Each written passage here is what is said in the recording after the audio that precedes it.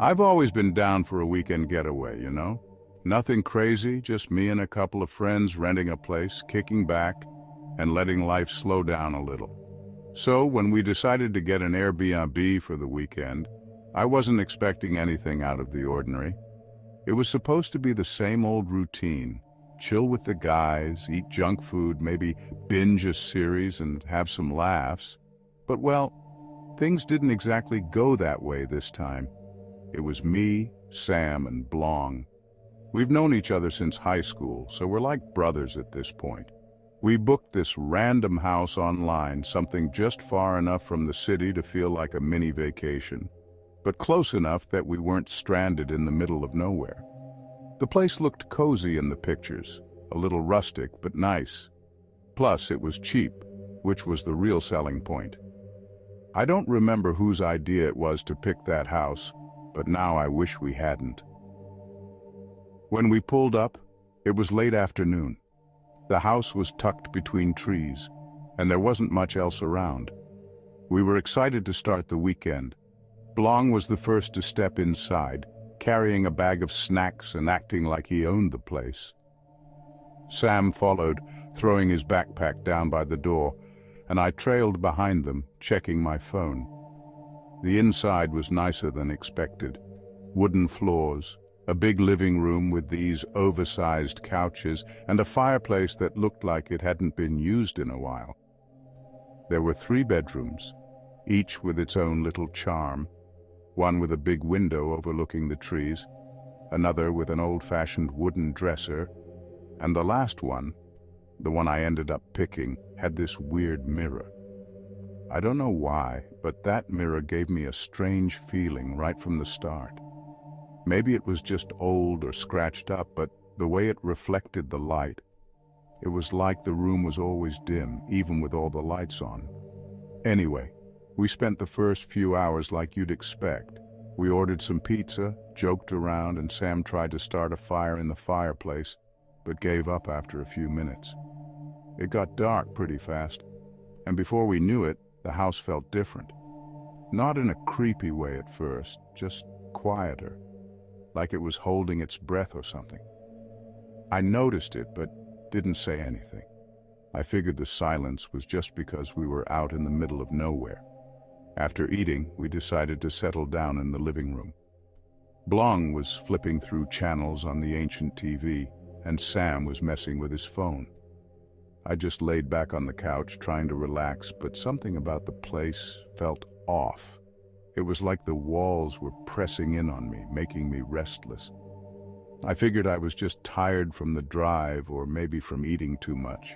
It wasn't until later, when everyone else had gone to bed, that things started to get weird. I couldn't sleep, not with that stupid mirror in the room. Every time I closed my eyes, I felt like it was watching me. Yeah, I know it sounds dumb, but I swear I kept having the feeling it was. After tossing and turning for what felt like hours, I finally got up and decided to get some water. The house was quiet, like unnaturally quiet. No wind, no sounds from outside, just nothing. As I walked down the hall, I passed the bathroom, and that's when I heard it. Crying. At first, I thought it was just my imagination. Maybe the house was creaking or something. But then I heard it again. This soft, muffled sound like someone sobbing. My heart dropped and I froze. It was coming from the bathroom, and I knew for a fact that neither Sam nor Blong were in there. They'd both gone to bed, and I could hear Sam snoring from the other room. For a second, I thought about ignoring it, just heading to the kitchen, getting my water, and going back to bed like nothing happened. But something about the crying, it sounded so real. So, without thinking, I reached for the bathroom door.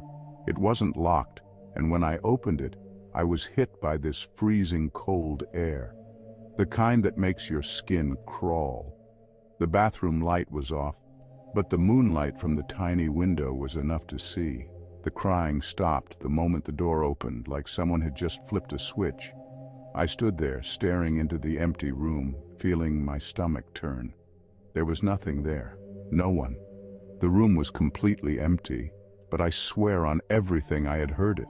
I closed the door and backed away, my heart racing. I went back to my room trying to tell myself that I was just hearing things. Maybe I was tired or the house was playing tricks on me. But deep down I knew something wasn't right. The next day, I didn't say anything to Sam or Blong. I didn't want to sound like an idiot, but the whole time I kept having the feeling that the house was watching us. I kept seeing things out of the corner of my eye, shadows that disappeared when I turned to look, weird movements in the reflection of that damn mirror. I tried to brush it off, but it was hard to ignore. That night, things got worse. We were all sitting around in the living room again, just hanging out, when the power suddenly went out. 1 second we were joking around, and the next, the whole house went black.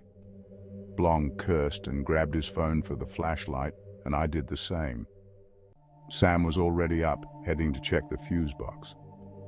"Must have blown a fuse or something," he said, disappearing down the hallway.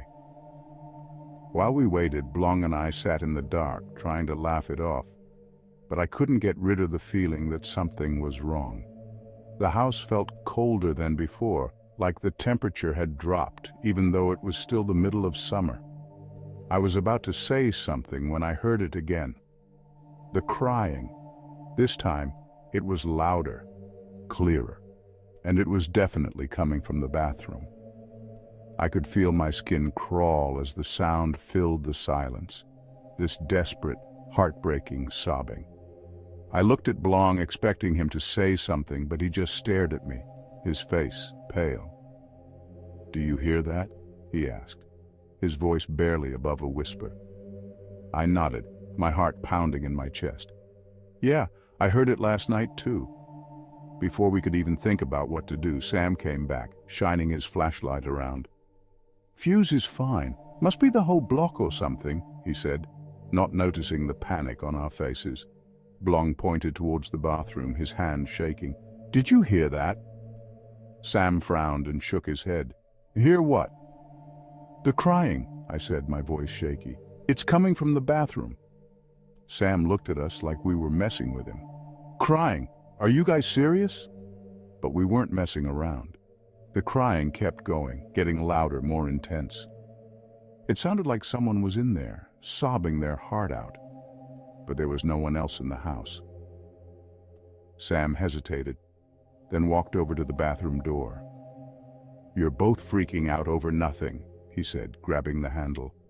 But the moment he touched it, the crying stopped, just like the night before. He opened the door and shone his flashlight inside. The room was empty, just like before. "See? There's nothing here," Sam said, trying to sound tough. But I could hear the unease in his voice. He knew we would never joke about something like this, especially in this situation. About 10 minutes later, the lights came back on. We didn't sleep much that night. We gathered around together in the living room with lights on almost everywhere in the house. None of us wanted to admit it, but we were all freaked out. We told ourselves that if we heard anything like that again, we would bounce, even if it was still dark out. Every sound, every creak of the house had us on edge. I kept expecting to hear the crying again, but the rest of the night was silent. The next morning, we decided to cut the trip short. We didn't even talk about it. It was like an unspoken agreement between the three of us. We packed our stuff in silence, avoiding the bathroom at all costs. The whole house felt heavier, darker, like whatever was in there didn't want us to leave. As we loaded up the car, I glanced back at the house one last time. For a split second, I thought I saw something in the bathroom window, just a shadow, barely visible in the early morning light, but when I blinked, it was gone. I never told anyone else about what happened that weekend. I don't even think Sam or Blong talk about it either. We just moved on. But every now and then, when I'm lying in bed late at night, I think about that crying, about how real it sounded, how it felt like it was meant for us to hear.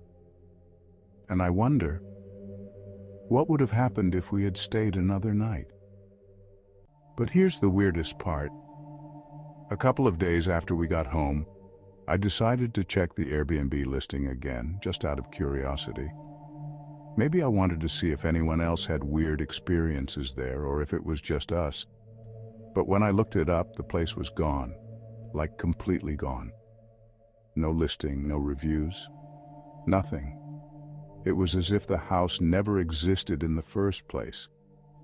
I even asked Sam and Blong to check too, just to make sure I wasn't losing it.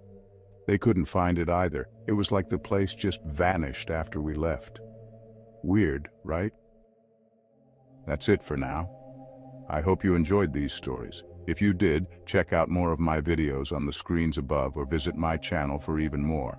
Don't forget to subscribe for future updates. Stay safe and take care.